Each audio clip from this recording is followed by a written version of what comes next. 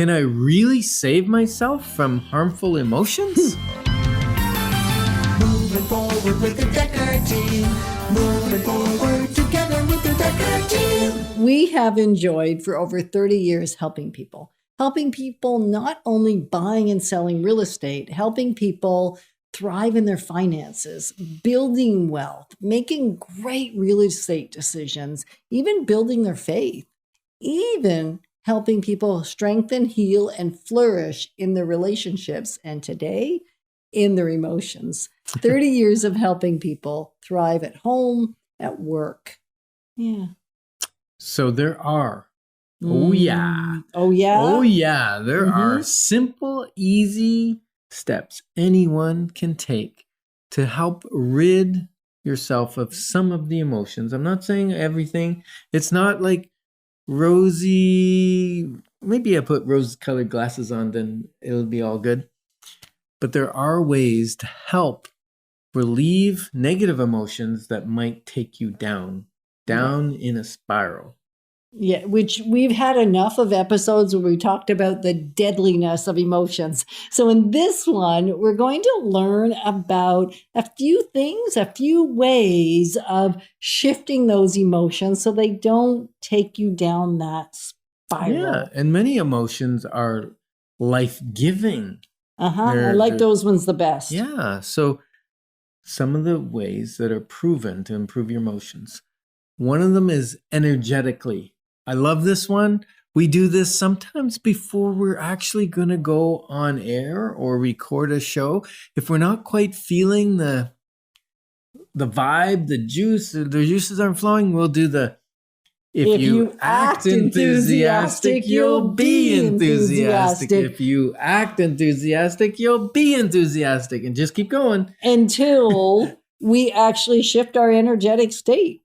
Because emotions, our brain doesn't actually know the contrast between excitement and kind of a fear that sits inside of us, right? The chemical reaction in our brain can be very, very similar. And so shifting it is a game changer. Why are you laughing? I'm not laughing. I'm smiling. Oh, right. Because the next one, and if you were listening and not watching, there was a pause. Sorry. It was a little long, and I apologize on behalf of Ken and I. So the reason he was smiling was because one of the things you can do, which I've had a lot of experience with, is learning to smile and simply changing the facial muscles from a frown, because I don't have a naturally smiley face. It would be naturally probably more sad looking. And so I put a lot of energy into changing it into a smile. And as I've done that, it actually changed my emotional state. That's true. I know. So what else would you like to share? You can't just sit and I can't sit and smile at you? No, not all day, because you have your part to do as well. Okay, so another great way is to express your emotions to someone who's safe, caring, and listening, and non-judgmental.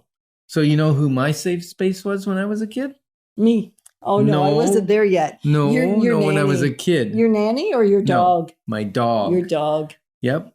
Mm-hmm. He would listen to all my problems, never judge, and always be my friend. Which is perfect. So have a good listening person that's not going to sit in judgment.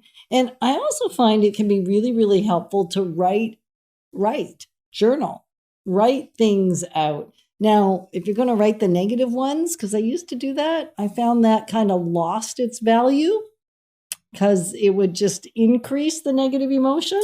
I noticed that. Mm-hmm. Unless I took it and then burned it, or like got rid of it, or I rewrote the alternative story I could be sharing.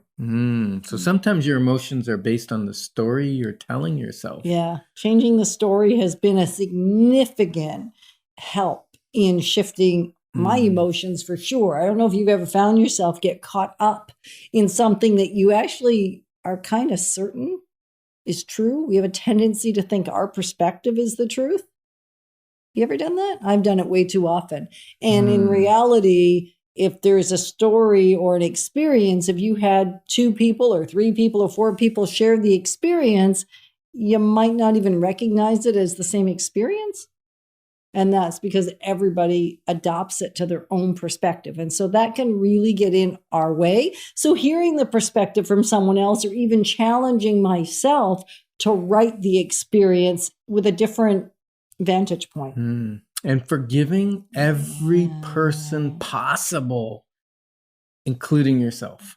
Including yourself. That will shift your emotions. Absolutely. And doing something loving for someone else. Maybe somebody less fortunate, or maybe doing something loving even for yourself. Just being loving in nature, because as you act loving, it actually shifts your emotions. Yes. And this is one of my favorite. Praying, meditating, just going into a quiet state and really thinking about God, thinking about how blessed I am. That can shift my emotions very rapidly. Gratitude is an incredible thankfulness, just a spirit of appreciation. Yeah, Can no, be huge. this next one I love. I know I've been really delaying this and Come on. thinking we could You can be bring quick it. enough You can that do it, Yetta. we don't have to go down this road. So, Well, you went down a road one of the and a path and a farmer's field and and a gravel a pit. gravel pit. Uh-huh. Yeah. So tell Yeah. a story. It's a and a great golf one. course. Yeah. I got it. So one of the things you can do to shift your emotions is go for a walk. You can simply walk it off. Walk it off. Now, I don't necessarily recommend this kind of walk.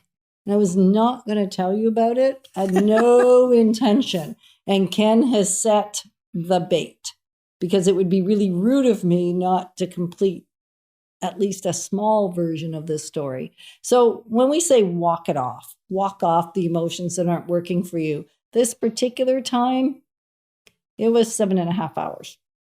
Yeah, 7.5 hour walk, which I eventually walked it off. Yeah. I did. Right? I walked it off. I had 4 people stop and see if they could support me or help me or drive me home. And I said, thank you, no. I had 4 people call me and say, "Do you know Yetta's walking down the highway?" You did it that, and you'll know what Ken was doing. He was golfing. Anyway, that might have been part of the problem. Anyway, so walking it off can be really helpful, whether it's extreme emotions or you're just feeling a little off, getting out in nature, feeling the breeze in your hair, just touching the ground, being in the great outdoors. Take your shoes off if it's warm and put your feet in the grass or on the dirt. It grounds you, it pulls the electricity out of your body. Yeah. And another thing you can do is what, Ken? I know this is something we sometimes write a list of 20 or 50 or 100 things that we're tolerating.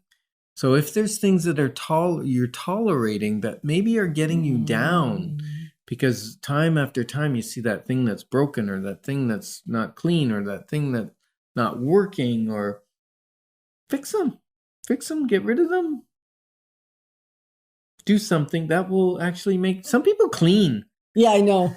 We noticed we kept that to last because we're not so excited about that one ourselves. And yet for some folks, that really is a game changer.